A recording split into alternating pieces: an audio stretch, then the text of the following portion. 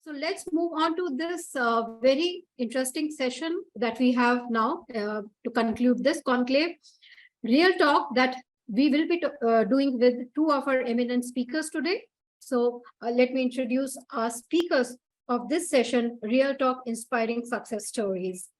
Our first speaker, let me introduce Anshul Singhal, Managing Director and CEO, Welspun One Logistics Parks. Anshul Singhal has over 18 years of leadership experience in the infrastructure and real estate sector with strong track record of establishing 5 new businesses from the ground up. In 2019, Anshul founded One Industrial Spaces, an integrated fund development and asset management organization focused on the warehousing sector. His entrepreneurial venture was soon a part of the Welspun Group and went on to be rebranded as Welspun One Logistics Parks. Our next speaker, let me give a brief introduction of Mr. Ashwinder R. Singh, CEO, Residential, Bhartiya Urban, and best-selling author. Ashwinder is a seasoned CEO with extensive experience in real estate demand, supply, and funding functions. Currently, Ashwinder at Bhartiya City Urban is responsible for overall direction, strategy, and growth, as well as marketing at the group level. He's also the author of the #1 Amazon bestseller, A to Z of Residential Real Estate, and has recently launched second book, Master Residential Real Estate. So thank you, Anshul, and thank you, Ashwinder, for joining us today. I gave a brief introduction of you both, but to hear it from you in one sentence, if you have to describe yourself. Anshul, if you would like to go first. If I had to describe myself in one sentence, yes. Well, I think my wife would answer that question much better than I would, but I can give it a shot. I think she can answer in one word. I think she can answer in one word. But if I have to actually put a word to it, it would probably just be determined. From the beginning of my career, I think determination has been the single biggest driver. That when you commit something to anybody, whether it's your, because I started off as a CEO at a very young age, and I was reporting directly into Mr. Sajan Jindal at the time in JSW, and learned very quickly that when you commit, you deliver, come what may. So that determination of meeting commitments, whether it's with shareholders, whether it's with employees, especially with employees, whether it's with investors, whether it's with bankers, whether it's with customers, and while this entire journey is happening, you will face some million obstacles on the way during this journey, especially in real estate and construction. But that should not take away from the commitment that you've given. So if you're determined to meet your commitments, which I think I am, if I had to describe myself, I've always been determined to meet commitments. And I think that's the best way. I think my wife will have a different answer, but yeah, that's my answer. Okay. So Anshul Singhal is a determined person to, fulfill his commitments to delivery. Ashwinder Singh, what do you have to say? Sapna, good evening. And you always start with a very tough question, which makes your life easy. In one line, Anshul just reminded me that I became a CEO at 40 when I became the CEO of JLL Residential in India. And it's been 7-8 years I've been doing a CEO's job. In one line, I would define myself as a lifelong learner, somebody who's going to learn all his life. Because the more you learn, the more you realize that you know very less. Right. That was very philosophical. So Ashwinder Singh is a student for life. So fantastic. I think we had a fantastic opening of this conversation. Moving on, like Anshul, you said, you had been with JSW field, and from there on, now you have moved on to warehousing segment. Ashwinder, you were with financial sector before on, and then moved on to real estate. How did that shift happen? And, how you see that transformation? Anshul, if you would like to go first. Yeah, that's a very good question. So, when you start from the ground up, when you start from construction, and, I was luckily always in industrial construction. So in JSSL, we started making buildings in a factory. So it was really amazing. And I'm not an engineer, right? So it was really amazing to me to see these massive buildings come to life.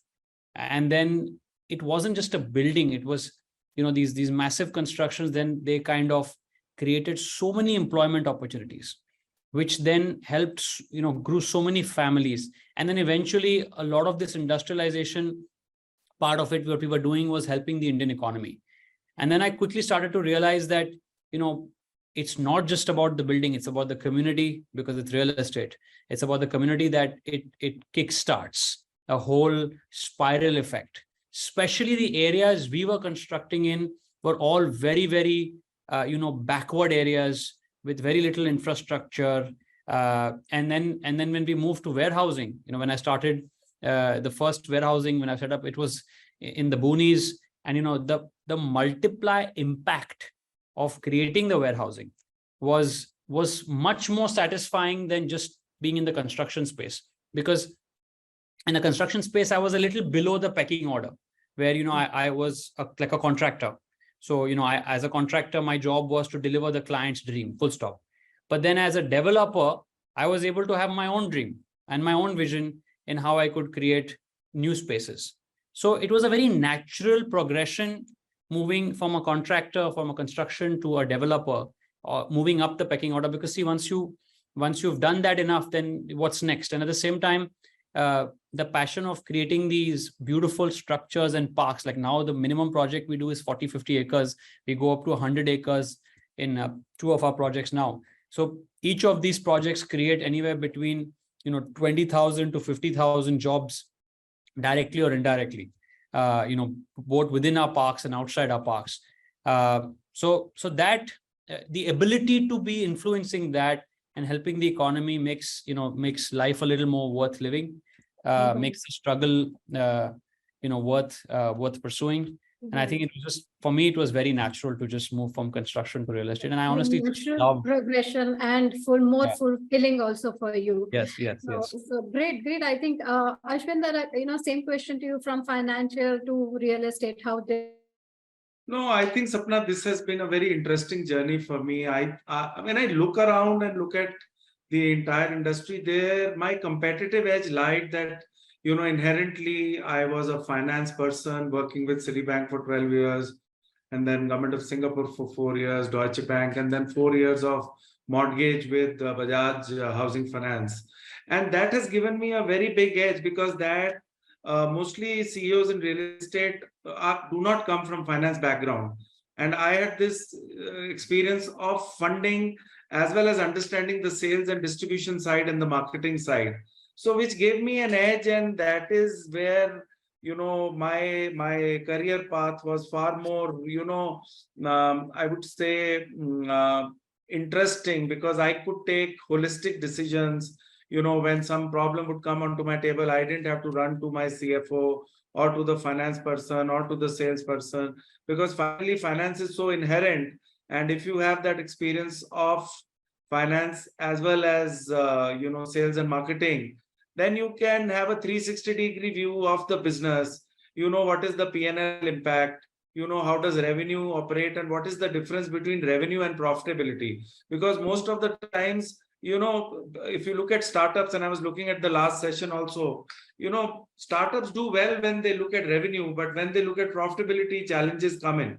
So finance helped me to kind of bring a lot of value add to the table for my promoters, for the management, and it finally became my biggest strength. And obviously with sales and marketing experience from JLL, and then I co-founded Anarock as the first CEO of Anarock. So I had the experience of building, one of the most successful real estate startups in India. So all of this has come together very well for me in helping me take the right decisions and building a great team and growing a profitable franchise. Right. I think coming from a different field became the USP, in fact, for you, and Yes. gave you more well-rounded approach, well-rounded view of the sector. Yes, because I did not think like other developers, or, right. There was a fresh perspective to it. Right. I can relate to it because I come from not a journalistic background, but from an architecture background. So that kind of created a USP for me, because I could connect with people more easily, understand their language. Right. So I can connect with that. Coming to the specific questions, like Anshul, we mentioned in your introduction, also, you launched first AIF in the warehousing. So what led to that? What made you, create that? Yeah, that's an easy one. Sapna, thanks for now bringing easier questions along the way. No, we'll go back to the difficult ones. Definitely. More factual ones. So yeah, see, it was a gaping hole in the opportunity space. I was running the Embassy Industrial Parks platform as a CEO for 6 years. From within no time, we created a business from zero to being the second largest warehousing developer in India. It was backed by Warburg Pincus at the time, which obviously that platform exited to Blackstone, which was the largest exit in industrial real estate till date.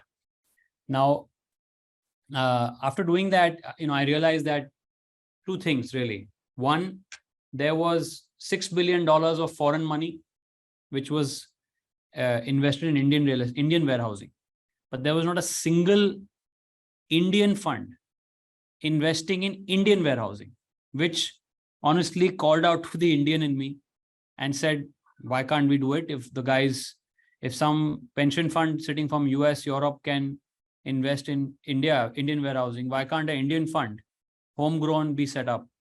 And then obviously I faced a lot of, the naysayers always told me that, you can't do it. It's very difficult. Retail investors will come after you, this and that, all that, we heard. And then we, of course, ignored all of that because it was all rubbish. So, we set up the fund and we moved forward, and we realized that Indians love real estate. Indians love to invest in real estate. And then what gave us the next set of conviction was that we were financializing real estate.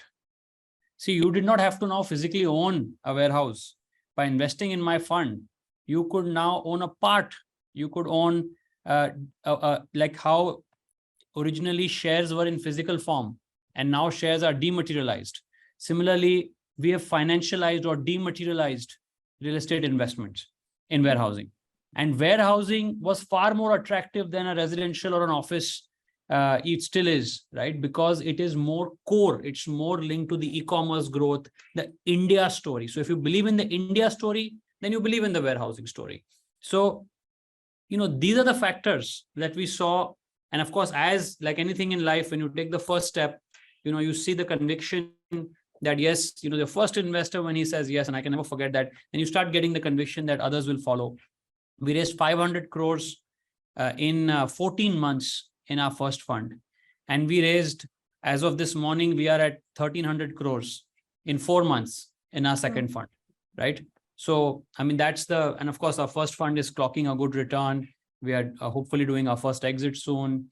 Our second fund is now, already made its first investment. We're about to make our next 2 investments. So it's doing well. And we've built a big team. We have 150, 160 member team now. So that's how, for me, it was just obvious opportunity. It's quite commendable. Yeah, quite commendable. First of all, thinking of that need, that as you said, that there was no Indian investing in this, while, foreign funds are investing, identifying that need, going ahead with that. As you said, there are, always people who are saying, no, you cannot do it, but then going ahead with that and then creating it into a success, that's definitely commendable and great achievement on your part. Ashwinder, you have again gone on to a different track and become an author, written 2 books in real estate. So why you thought that you should do this? I guess I wasn't as dynamic as Anshul, and I couldn't start a fund. And I think Anshul has done a phenomenal. I loved one of his thought processes that you mentioned, Sapna, that why should just the foreigners have a fund and do something? And most of the brain there also is Indian. So my congratulations to Anshul on doing something. Thank you. So interesting, fantastic. And, it's all about finance. I think, I started thinking about writing a book when I was running JLL Residential, Sapna. And I figured out that there was no reference book on the most important decision a person takes in his life on home buying. And you end up talking to a channel partner or a local person, or if, you're lucky, you might know somebody who's in the real estate industry. and talk to them and take a very uninformed kind of a decision and invest your most important and the maximum saving that you have in a home. Secondly, you remember by the time I started thinking, there was no RERA also. And I took 3-4 years to write my first book, which was A to Z of residential real estate. And it did so well that I was myself taken aback, surprised, because there was no operating leader who wrote a book that these are the things that you need to keep in mind while buying a home. You know, whether it is how do you look at affordability, how do you look at location dilemma, how do you, kind of do when you are confused with options, how do you figure out a project credibility, what is a loan sanction, emotional versus rational choices you have to make. So all of this kind of came in together, and that book, I launched. And after that, there was so much of push. And I started disliking my first book because I felt there was so much that I did not kind of mention, and I need to kind of relook at it. And that is when Master Residential Real Estate came out. And it is a whooping success. It is a #1 Amazon bestseller already, and it's quite an expensive book. It's a book worth average 2,000 rupees, because we invested a lot in terms of how to explain the entire process. So I think there was a genuine problem that I was trying to address as an operating leader. I took my time, as Anshul addressed a problem of not having an Indian AIF in this such a growing high potential industrial warehousing sector, and you always get that first mover advantage. So, at any point in time, Sapna, there are 5 lakh to 6 lakh home buyers in India in the top 8 cities who are thinking of buying a home, and imagine they had nothing to refer to. So this is how, this kind of and came especially together. Coming from a credible leader of the industry. That's, I think, what sets apart because there are a lot of people who are writing books on this thing, a lot of professionals writing it, but coming from a person who's actually doing it is a credible leader of the industry, I think that's what sets your books apart. Now, Anshul, coming to warehousing again, you've been in this segment when it was in a very nascent stages. It's grown quite a bit now. There's a long way to go. If you are to say top 2 or 3 transformations that you have seen over the years, from where it started and now where it is, what will you have to say? As a sector, as a warehousing sector. As a warehousing sector, yeah.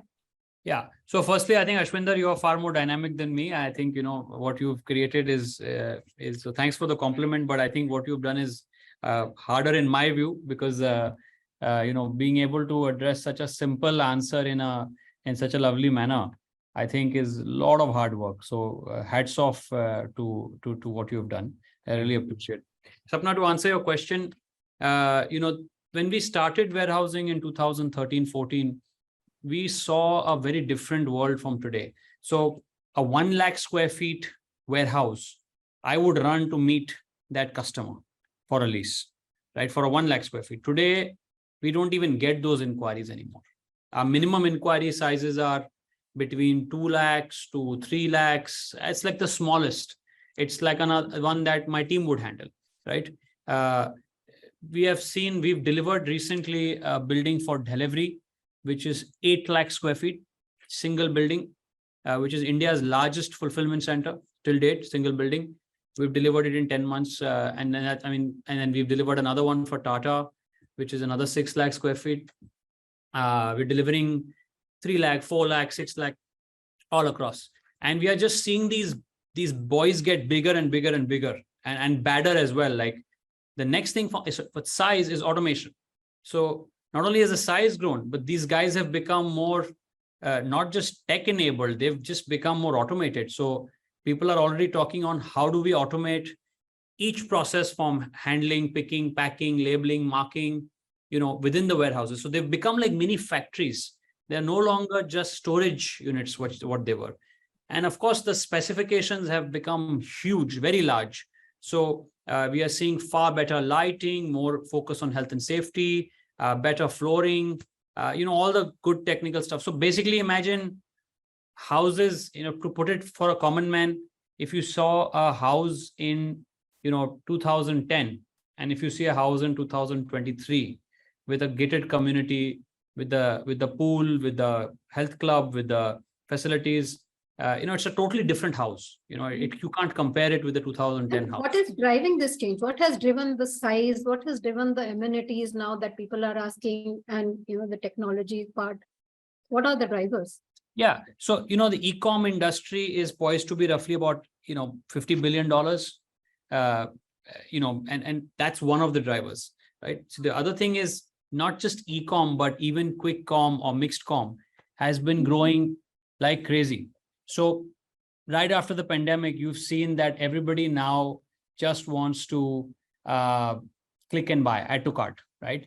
Instant gratification. Nobody wants to wait. That behavior is also reflecting on retail malls. If you show up today from your busy schedule and go to a mall to find an item that you want to buy with your plastic in your hand, right? And you're unable to find that item, you will never go to that retailer again, right? Because you forget about the fact that you didn't get it. You lost 1.5 hours of your time, or maybe more.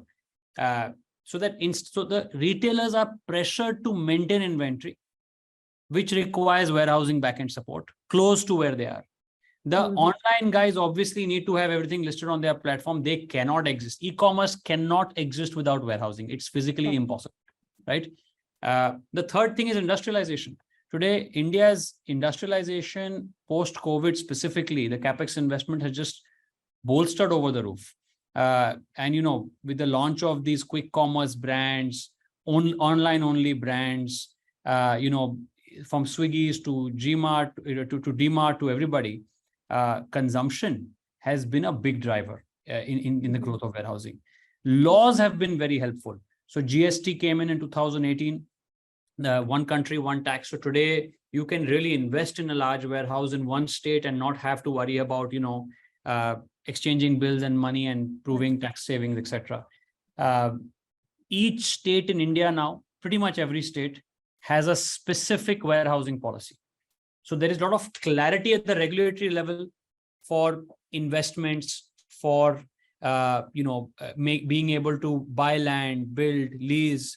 There are certain incentives in place, though I don't think they really matter or change the needle that much. But the space has always had very good quality developers. We were not saddened by the residential real estate, taboo. Of real estate having all those scams and frauds and all of that. Nothing like that happened in warehousing, right? Warehousing, it has a very clean slate from beginning, very high-end funds invested in it.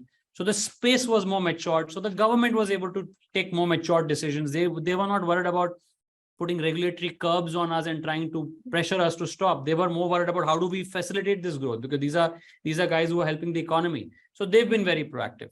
So it's been a multiple set of factors, from customers to consumption to government, that has really helped the growth of. And I think that is why in a very short span of time, we have seen so much growth in this sector with all these things that you mentioned.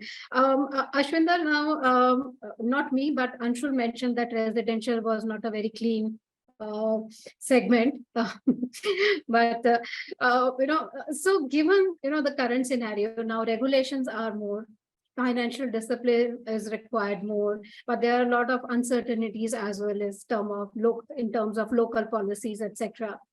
How easy or difficult it is to become a developer in today's time? See, Anshul is right when he says, and we all know that I moved from the most organized sector of banking to the most unorganized sector of residential real estate, that too in Delhi, Sapna, and I've seen that whole curve coming in right now. But right now, residential is crazy. RERA is now more than 5 years old. One of the reasons the inventory is selling like hotcakes. Actually, we don't have inventory. If I look at certain places across the top 7 cities, there is no under construction inventory available because it comes later, it sells faster, because now people have trust on RERA and people know only those developers are there who are going to deliver. Second crazy thing that has happened in residential is that today, if I just take an example of Bangalore, and it might be a subset, and it might be reflective on Mumbai and Delhi. In 2015-16, when I was in JLL, I used to say that the highest rental yield is in Mumbai, which ranges between 3 to 4%.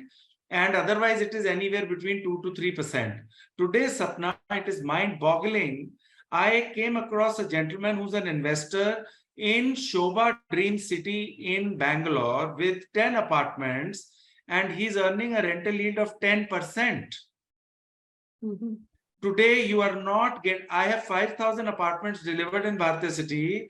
A studio apartment, which people bought for 32 lakhs, is going for an annual rent of 2.5 lakhs. People are not getting homes on rent because what happened in the last 10 years, and Anshul, it is quite fascinating, very similar. Yeah, it is. Yeah. In the last 10 years, people did not invest in residential because residential was going down the drain. Customer confidence was at the lowest. People didn't know whether they will get delivery or not. Developers did not have money. They were debt trapped.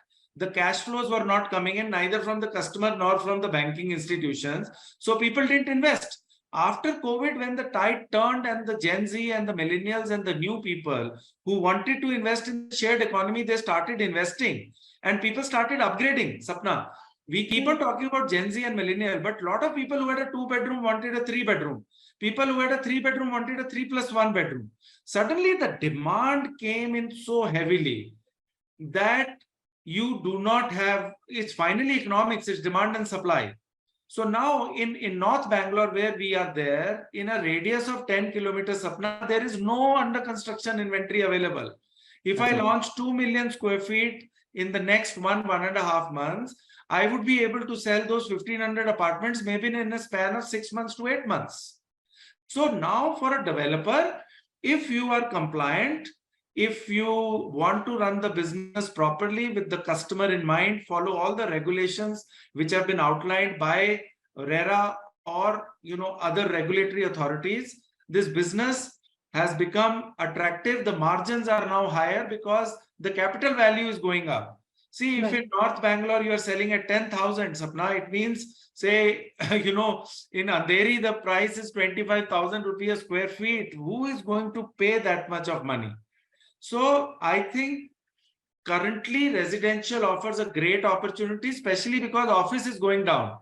The rate of interest in US is 6%. The foreign money of all these Blackstones and all is not going to come the way it came earlier.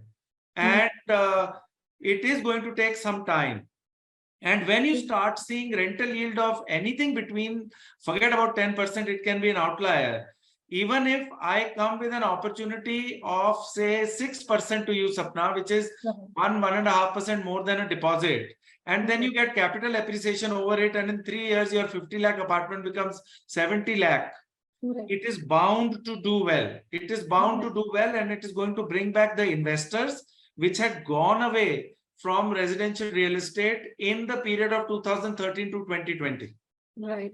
So that answers my question. This is the right time if you're planning to become a developer, and just follow all the instructions that Ashwinder ji just shared, that what you need to do to be a compliant developer. Now coming to our next segment, again talking about you as your journey and you as a person.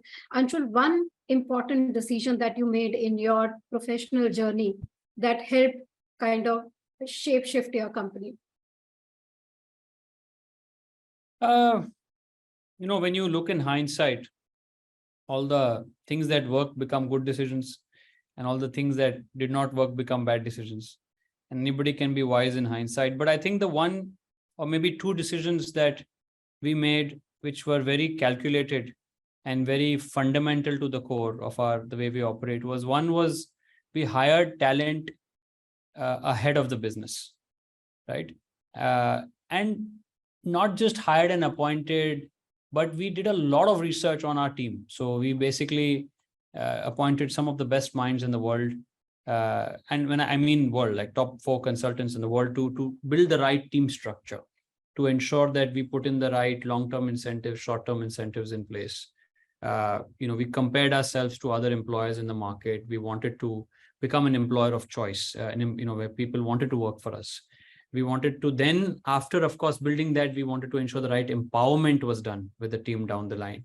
So, so it doesn't become a one-man dependent company. It becomes a team that's performing. And then, of course, my belief has always been to hire people smarter than me in every way, and then get out of their way, right? Because the minute you don't get out of their way, then you basically come in your own way.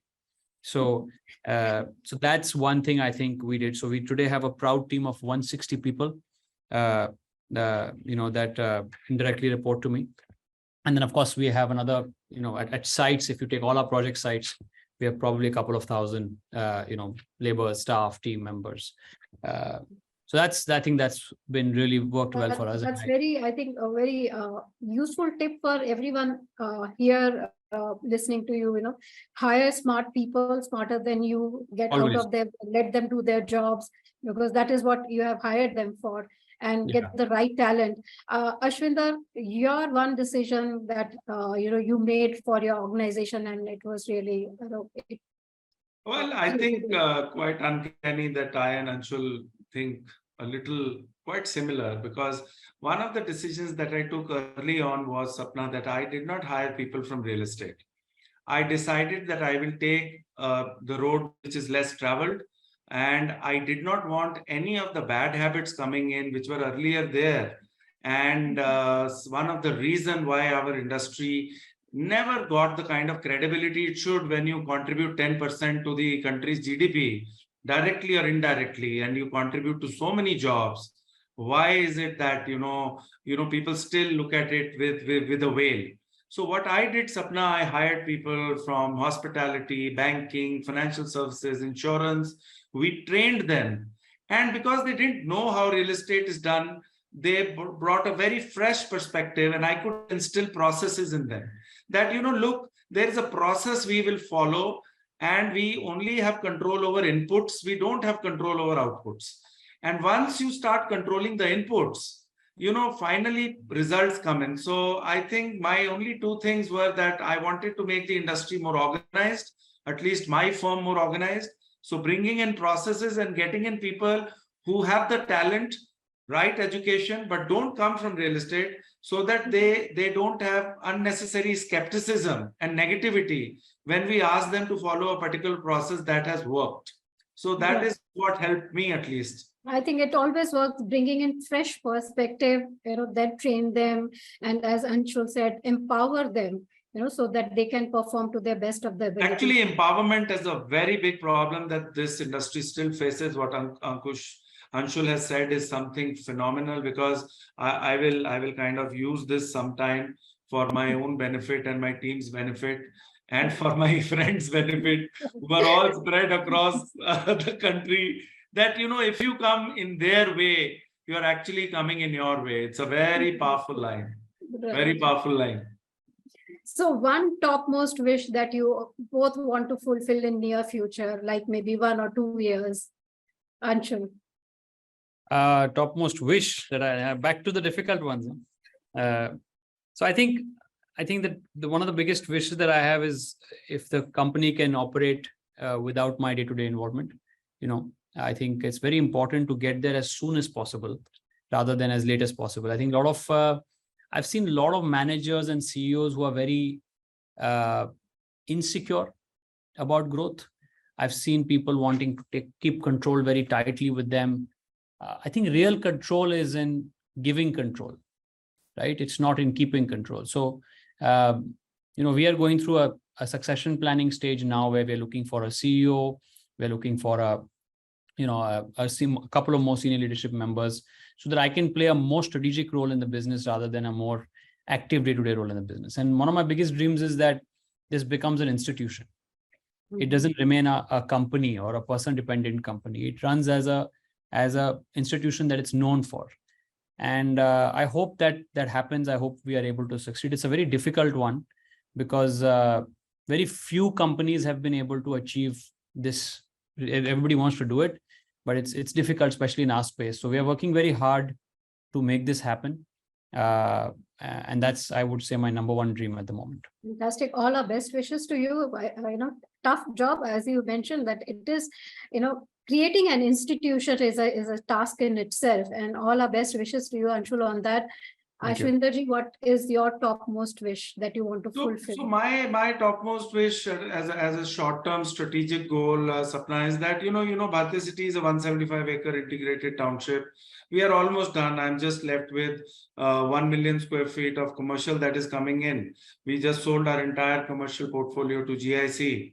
And we have another 2 million coming in on residential side and the hospital. Rest, everything is there. The mall, the hotel, everything is done.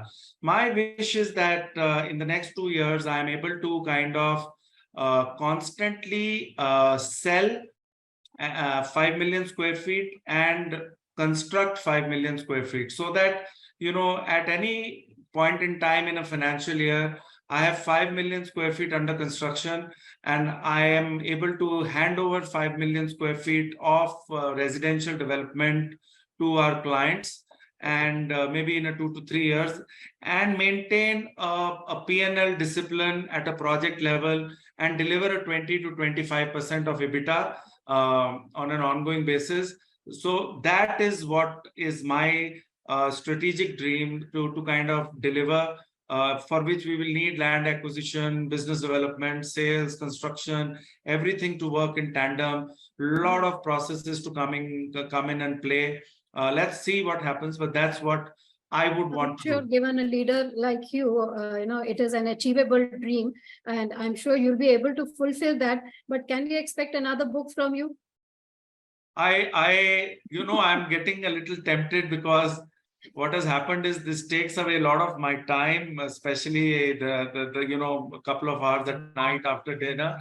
But I think maybe in a year or two. I think now all the mistakes have been done with the last 2 books. Yeah, so I think I'm done with residential, but I definitely maybe something comes up, and if I see that there is something, because now I kind of you kind of also learn how to kind of put things together. You have a relationship with the publisher, you understand what kind of writing people like, and who your target segment is. So never say never, Sapna, but let's hope for the best. And thank you so much for always being so encouraging. Great, I think we should write one on warehousing now. We should write a book together. I can't write, but you can write. I'm going to come and have a cup of coffee with you, Anshul, for sure. Done. My pleasure. Fantastic. I think we are seeing a great collaboration here right away. So, our segment is inspiring success stories. And I think what a better, way of, the inspiring stories that you have shared with us, how you created something new, going out of the way, going out of the, the conventional wisdom that was there, and then creating something new. And going with your own gut feeling, I think that is something most important. And you are also empowering or also enabling others. That's another very inspiring takeaway from this conversation with Mr. Ashwinder R. Singh and Anshul Singh. So thank you so much for being here with us for this very short and crisp conversation. And we are looking forward to a book on warehousing from both of you. So thank you so much. And thank you for joining us here for this session. Thank you, Anshul. Thank you, Mr. Ashwinder. Thank you. See you.